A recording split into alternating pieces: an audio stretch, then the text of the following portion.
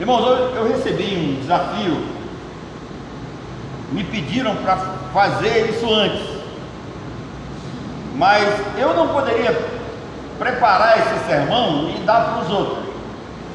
Eu tinha que primeiro apresentá-lo aqui. Então, possivelmente, as pessoas que me pediram vão usar isso ano que vem, mas eu vou mandar para eles. Então, eu quero pensar com vocês hoje sobre a difícil arte do subpastoral. O que é isso? Quero falar com vocês sobre a virtude e o privilégio de ser, obrigado, esposa de pastor.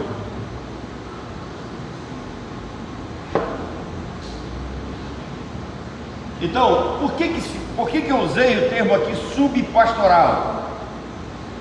Porque sub é um substantivo de dois gêneros na língua portuguesa. Ele se aplica tanto ao homem quanto para a mulher, ele é tanto masculino quanto feminino. E aplica-se para quem se encontra abaixo de uma linha sucessória. Entretanto, a etimologia da palavra sub não se aplica à esposa de pastor, porque ela não é co-pastora,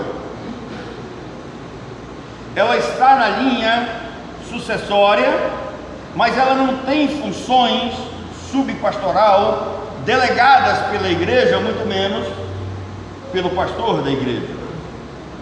Isso faz da posição de esposa de pastor uma atividade ímpar. Não existe nenhuma outra atividade em relevância e importância dentro da igreja. Ao mesmo tempo, ela é frustrante e perigosa. Por que ela é ímpar? Porque é uma tarefa gloriosa.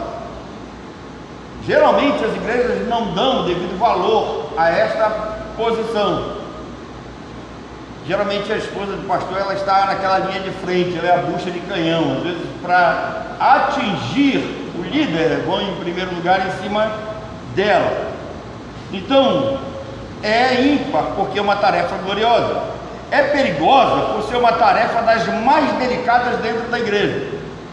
E ela é frustrante porque o emocional está em constante ataque.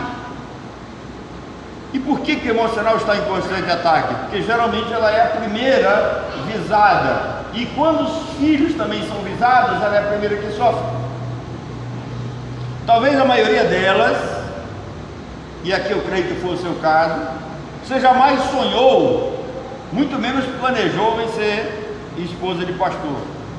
Eu lembro que quando nós largamos a nossa casa para ir morar na casa pastoral, eu vi você chorando copiosamente. Mas uma das coisas que nós precisamos entender é que o chamado, ele nem sempre atinge todos os membros da casa. Algumas pessoas não entendem isso. E o que é pior, algumas das esposas não se entendem como chamadas para o exercício pastoral. E é um equívoco, é um erro da igreja pensar, e é um absurdo cobrar atitudes e qualificações pastorais das esposas dos pastores, porque elas não têm. Vocês já viram nas escrituras as qualificações da esposa do pastor? Quais devem ser as qualificações da esposa do pastor? Não tem. Por que não tem? Porque quem recebeu o chamado foi ele, não foi ela. O chamado é para ele, não é para ela. O chamado é para ele, não é para os filhos dela. E a maioria das esposas, elas não receberam um preparo para desenvolver essa função. E também, grande parte delas não procuraram nenhum tipo de preparo para isso, para exercer esta função. E quando cobradas pela igreja que elas sejam e que tenham atitudes pastorais, geralmente elas se frustram e elas são cobradas, elas são atingidas no seu emocional, porque se não existe qualificação bíblica para a esposa do pastor, isso é um peso que nós colocamos sobre elas e que elas carregam sem saber, de certa forma, como agir. Então é errado. E aqui eu queria pensar aqui assim, 10 coisas muito rapidinho não só para você, e como vai ser enviado para todas as esposas de pastor. Meus colegas que vão reproduzir esse sermão. São 10 coisas muito simples, e que algumas delas você é exemplo. Em outras, claro que você vai falhar, nós não somos perfeitos, nós temos erros e temos acertos. No ministério todos nós erramos, mas a primeira coisa que, olhando para a vida, é que eu não estou olhando para as escrituras, mesmo porque nas escrituras não existe nenhuma mulher de pastor que apareça como destaque para nós tratarmos desse tipo de tema. Não existe. Nós vamos encontrar mulheres que se destacam no Antigo Testamento, mas quando se diz que o chamado é para ele, entenda uma coisa: Moisés, ele tinha uma esposa, não tinha? Onde é que ela aparece em toda a história do Êxodo? Onde ela aparece em todo o serviço sacerdotal? Onde ela aparece na condução do povo de Israel? Nós não encontramos, porque o chamado foi Moisés. O chamado é para ele, é para o homem, não é para ela. E as igrejas se equivocam, as pessoas se equivocam com relação a isso. Segundo, a Bíblia nos dá conta que o apóstolo Pedro, ele tinha uma sogra. Jesus curou a sogra dele. Ora, se Pedro tinha uma sogra, consequentemente ele tinha uma esposa, e o chamado foi ele, não foi ela. Nós não encontramos ela na história, no contexto apostólico do ministério apostólico de Pedro. Nós não encontramos. Então a primeira coisa que as mulheres e pastores deveriam pensar é o seguinte: entenda quem é você e haja com a naturalidade. Ou seja, você também é uma dispenseira de algo que não é seu. A igreja não é sua, o ministério não é seu, mas você está do lado, e como cooperadora você se torna dispenseira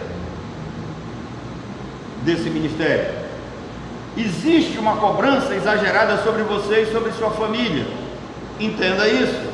Por isso, a esposa do pastor, ela deve se ajustar às necessidades e projetos da igreja. Essa é uma tarefa árdua, porque nem sempre as necessidades e os projetos da igreja são as necessidades e os projetos da família pastoral, e principalmente da esposa do pastor. E quando ela não se enquadra nesse projeto, certamente vai haver crítica. Então aqui é um conselho: esteja pronta para receber críticas. Assim deve ser a sua vida dentro de um corpo que é visto como igreja, composta por ovelhas de Jesus Cristo e que não são suas. A igreja, ela difere da sua casa. Não tente de alguma forma dirigir a igreja ou tentar desejar que a igreja seja como a sua casa, porque na sua casa você tem desejo. Semana passada eu recebi uma bronca porque eu havia deixado alguma coisa fora do lugar na geladeira. Então lá na geladeira de casa tem as coisas onde fica o queijo, onde fica a verdura, onde fica, e às vezes vocês sabem, eu chego estabanado, às vezes cozinhando, fazendo as coisas, eu deixo as coisas fora do lugar. E como nós usávamos uma expressão lá em Codajás, por causa disso, de vez em quando eu pego pela proa. Mas eu não me deixo abater. Eu vou levando, como dizem lá em Codajás, por cima da galhada. A vida segue. Então, entenda isso. A igreja difere da sua casa. Segundo lugar, o seu nome não é importante. Uma das coisas que mais se ouve por aí é que a esposa do pastor, ela é uma mulher sem nome. Tem até livros com relação a isso. Eu não sei quem já leu algum tipo de livro nesse aspecto. Acho que Nancy do Zilek escreveu alguma coisa dentro desse tema. Mas quando vocês veem assim, que vocês são chamadas de mulheres sem nome, de certa forma pode criar um certo trauma e pode criar uma certa agressão ao seu ego. Mas deixa eu dizer uma coisa para vocês, esposa de pastores: o seu nome não é importante. A esposa de pastor tem nome quando ela age com sabedoria e tato no relacionamento com a igreja a reconhece, a igreja a recebe, a igreja a aceita quando ela age com sabedoria e com inteligência dentro desse relacionamento mútuo, pastor, igreja e esposa de pastor. Você tem nome, e seu nome de fato não é esposa de pastor, mas a sua gentileza, a sua firmeza, a sua humildade, o seu compromisso com o ministério, o seu compromisso principalmente com Deus, o seu compromisso pessoal vai lhe dar um nome. Se você agir com sabedoria, seu marido a chamará pelo nome diante dos irmãos. E você não será uma mulher esquecida. Terceira coisa, você não é a pastora. Esposa de pastor não é pastora. Há certas denominações que utilizam essa nomenclatura, porque chamam o líder de pastor e automaticamente chamam ela de pastora. Não aceite isso, por duas razões muito claras. Primeiro, não há base bíblica nas escrituras para o ministério pastoral feminino. Você não vai encontrar nenhuma base bíblica desde o Antigo Testamento. Às vezes eu vejo as pessoas tentando justificar essas posições, forçando certos textos bíblicos. Um dia alguém me disse assim: não, mas Hulda era uma profetisa e ela foi consultada. Aí eu fiz a seguinte pergunta: onde Hulda desenvolveu o seu ministério? Que tipo de conselho Hulda deu ao povo de Deus? Irmãos, quem conhece a história bíblica sabe que na época de Hulda, Jeremias estava em ação, e haviam outros profetas bíblicos que estavam exercendo o seu ministério. E por que os líderes do rei não foram consultar os homens de Deus? Porque os homens de Deus tinham uma palavra dura. Então eles deixaram os homens de Deus de lado e foram consultar Hulda. Hulda nunca deu uma palavra direta ao povo de Deus. Hulda deu uma palavra a essa comissão, que eu chamo de comissão herege, sem autorização de Deus ou da liderança, e eles recebem a palavra de Hulda e levam para o rei. Então, Hulda não exerceu o ministério sobre o povo de Israel. Hulda deu uma opinião pessoal ou alguma coisa nesse sentido para uma comissão apóstata que vai procurar. Então, você não é a pastora, a esposa de pastor não é a pastora, ainda que alguém lhe chame. Então não aceite. Primeiro, não há base bíblica para isso.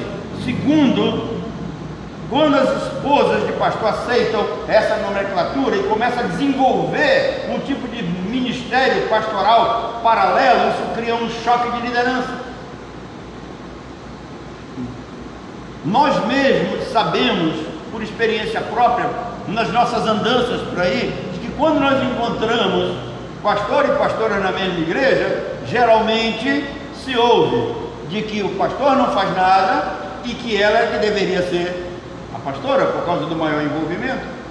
Ou seja, há um choque de liderança, ofusca-se a posição de um e de outro, e nesse caso um vai ter que diminuir para que o outro cresça.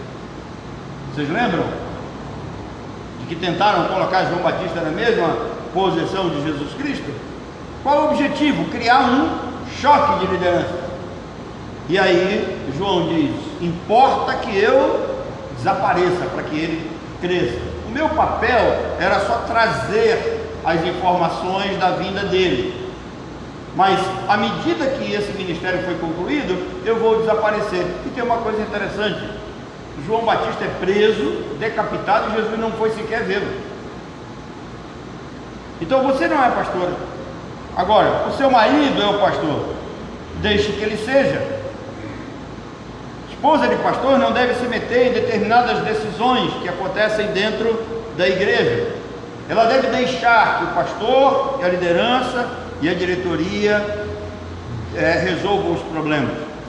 Não fique colocando o seu marido contra a parede querendo saber o que acontece nos bastidores. Algumas esposas fazem isso, não é o seu caso, você nunca fez isso. Eu nunca fui cobrado por não lhe falar certas coisas, mas existem esposas de pastores que se entendem nessa posição de co-pastoras, de coautoras do ministério, e que esperam que o marido divida tudo. E quando ele não divide tudo com ela, acontece o quê? Acontecem problemas dentro de casa, acontece choque de liderança, acontece mágoas. Então, se a igreja quiser que você seja pastora, pergunte quanto vai ser o seu salário, porque Paulo disse: digno é o obreiro do seu salário.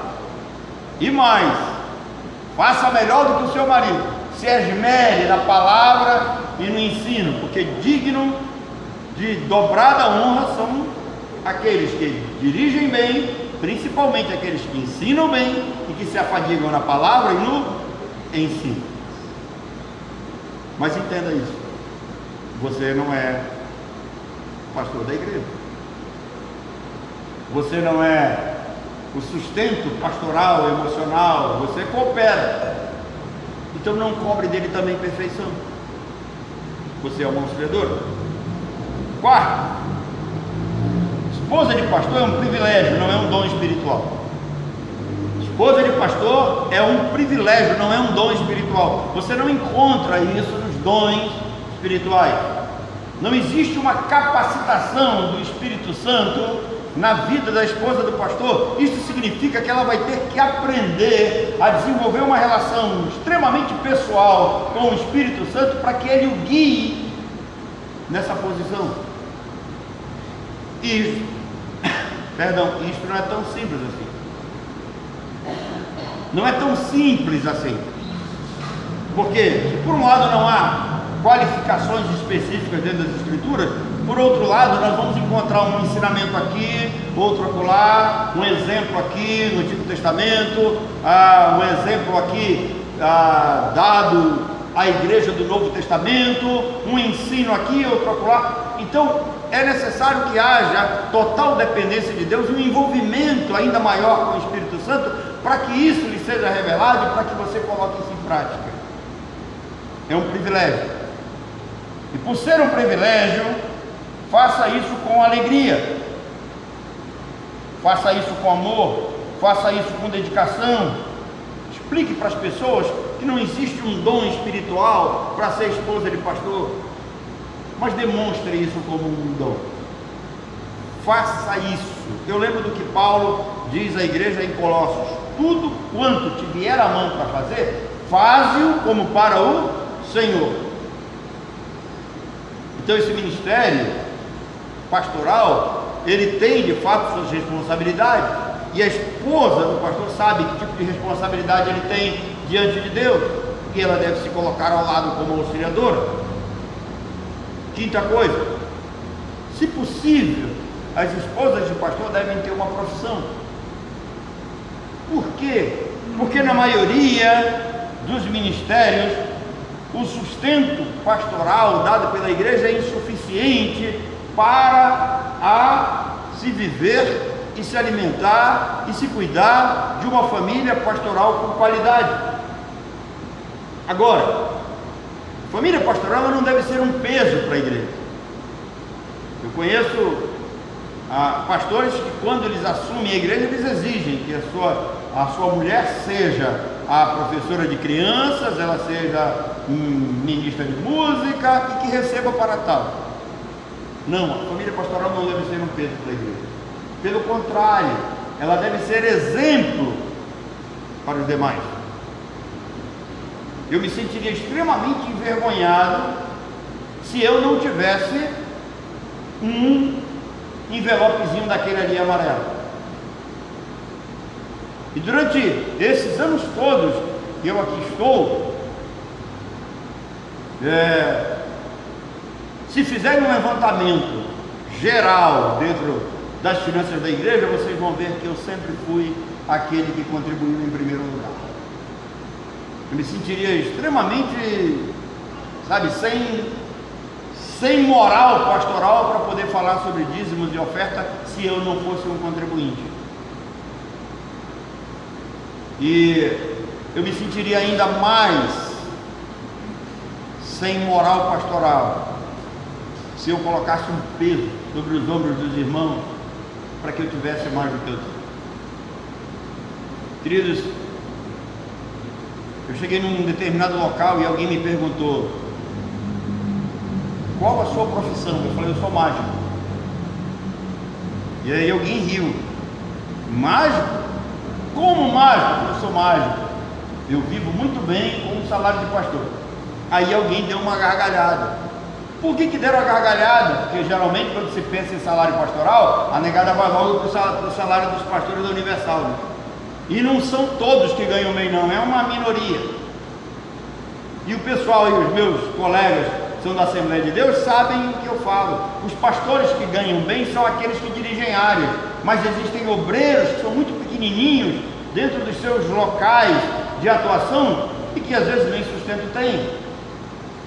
Eu tenho um amigo que o cara vive jogado, ora ele está em Figueiredo, ora ele está lá em Rio Preto da Erva, ora está em Itacoatiara, porque ele não tem um relacionamento pastoral com a igreja.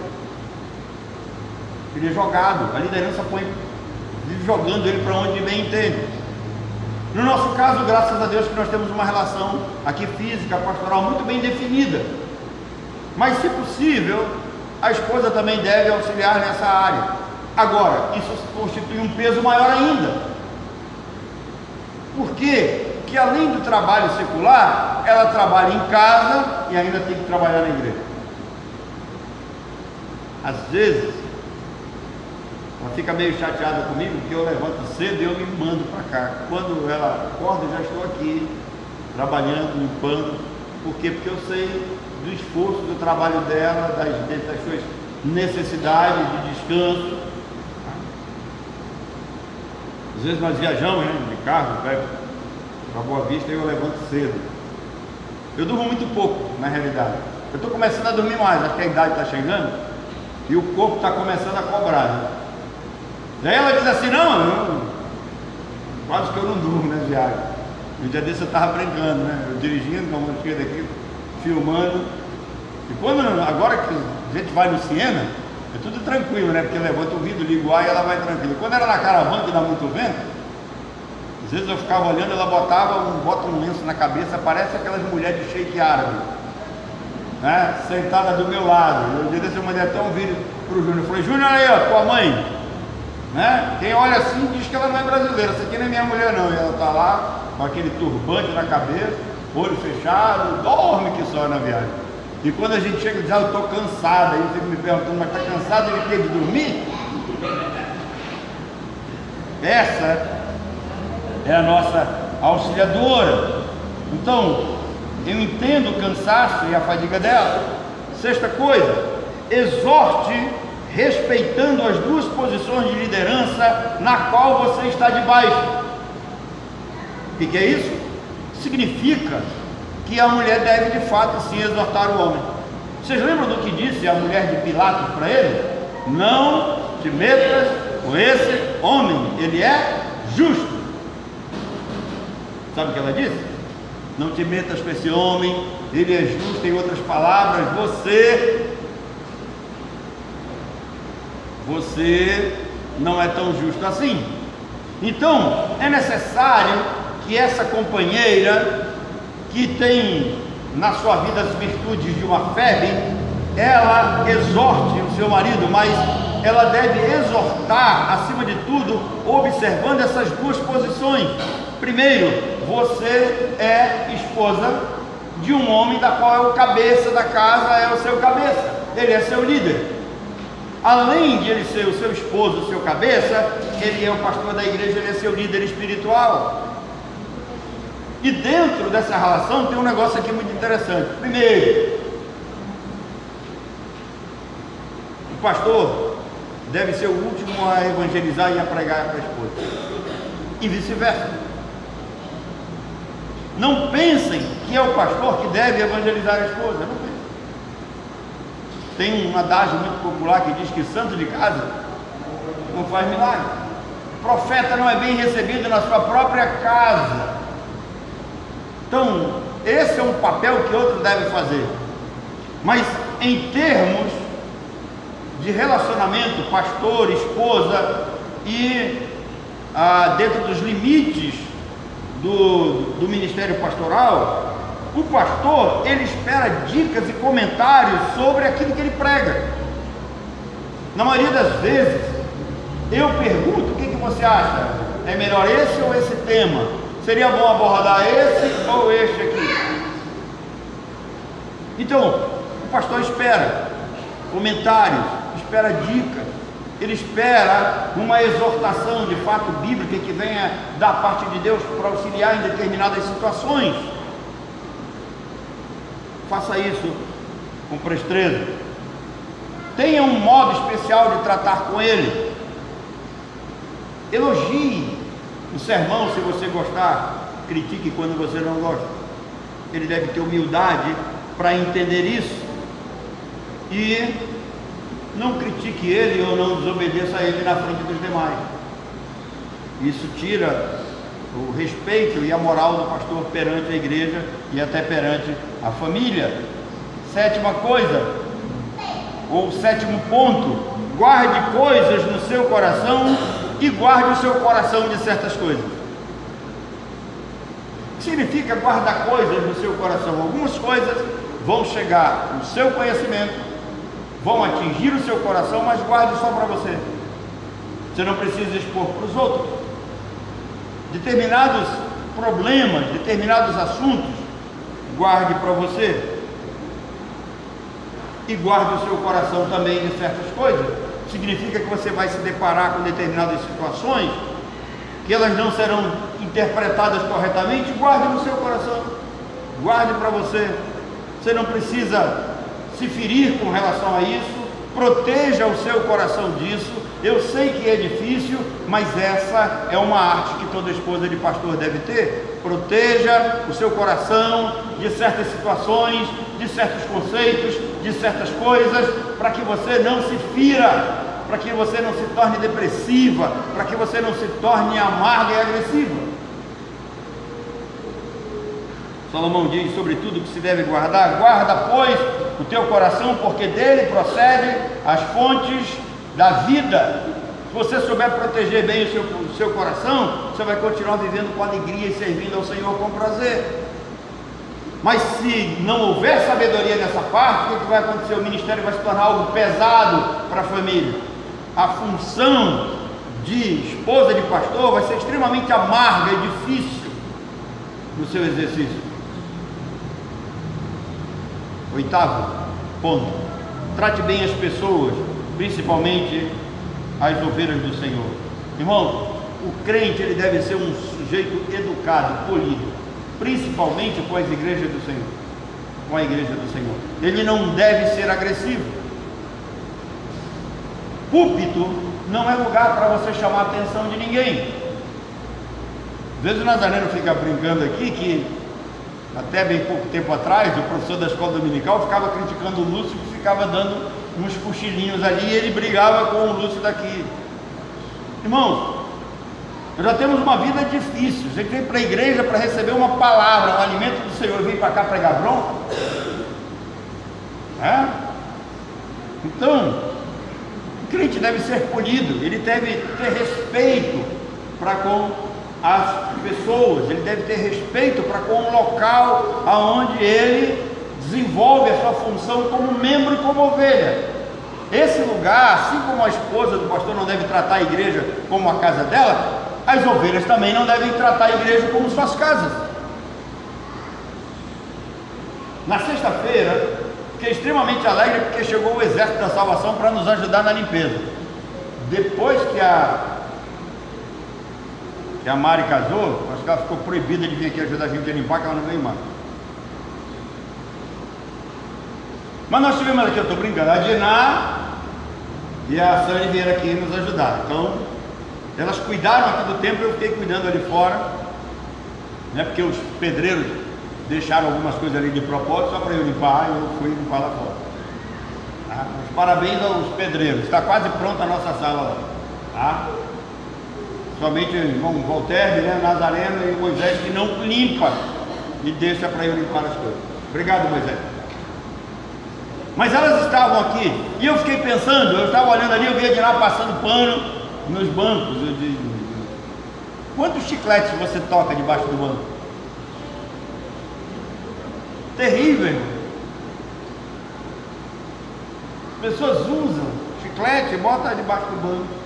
O jeito vai ali, pega o copo d'água e ele entra com o copo d'água na mão. Ele não consegue levar o copo d'água e jogar no lixo. Ele deixa aí atrás. Deixa eu dizer uma coisa para vocês. Essa coisa aí atrás não é para você colocar nada não, nem Bíblia. Isso aí é só um reforço do banco, para você não cair para trás.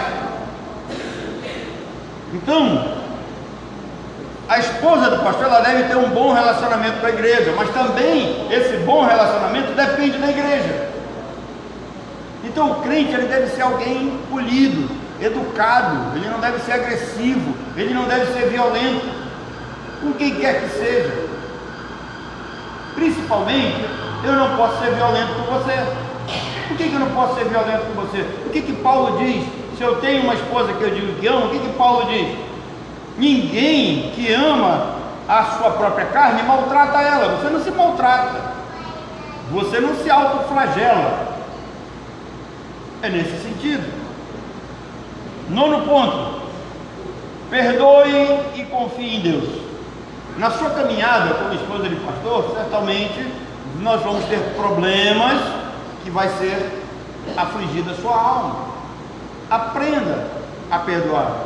Entregue nas mãos de Deus. Ela vai ouvir esse vídeo. Essa semana passada eu recebi uma solicitação de amizade da amiga da irmã Mônica, Andréa Vera. E eu fiquei pensando, aceito ou não aceito, aceito ou não aceito. Se eu tivesse consultado ela, eu teria dito, não aceito, não aceito, tá vendo?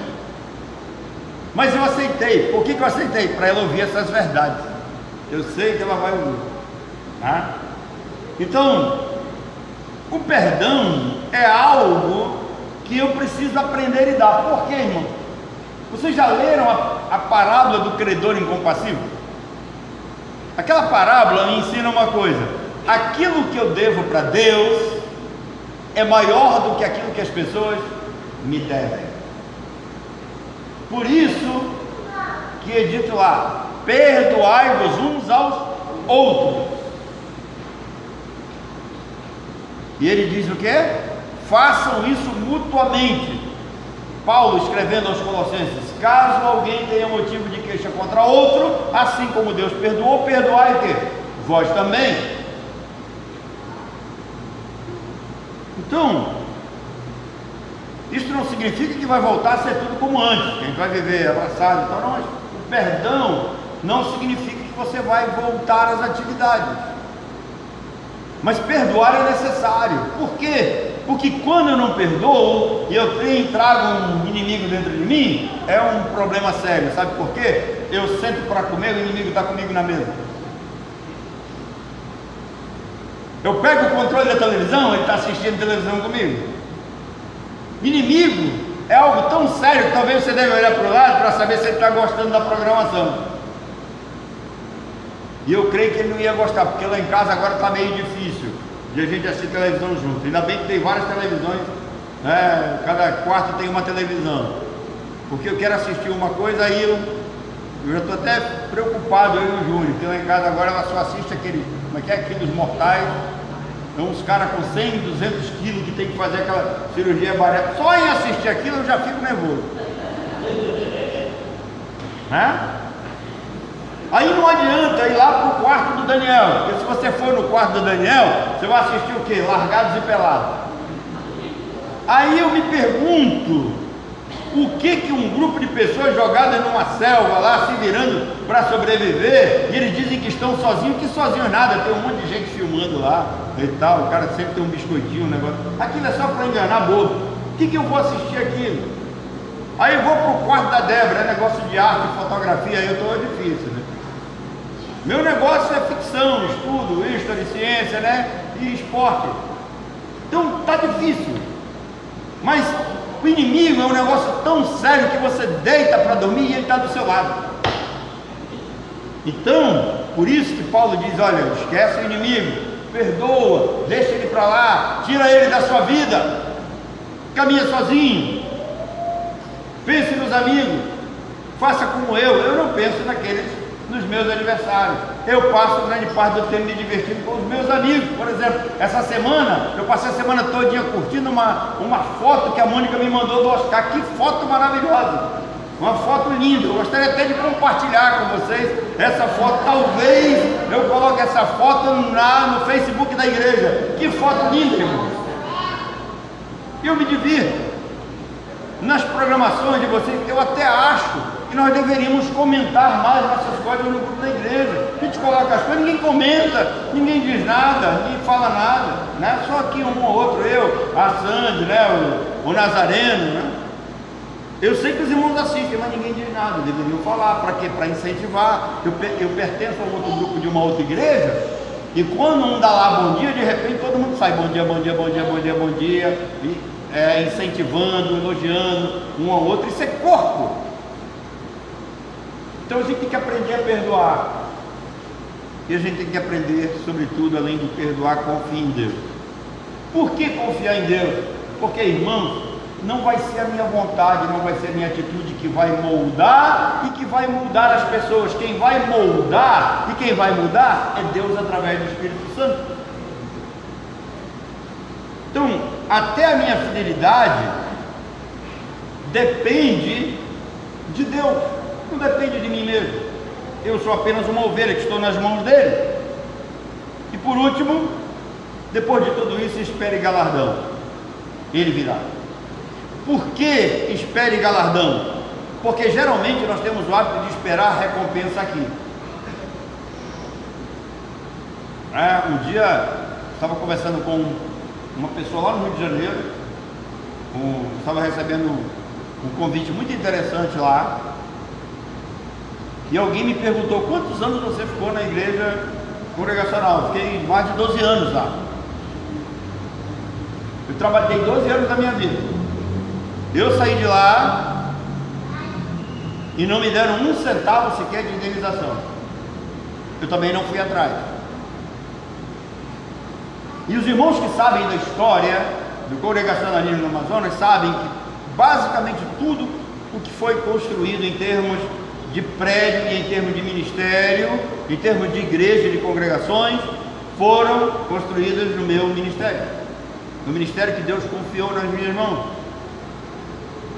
Compra de terreno, construção de templo, abertura, onde a igreja hoje está, abertura nossa, trabalho nosso.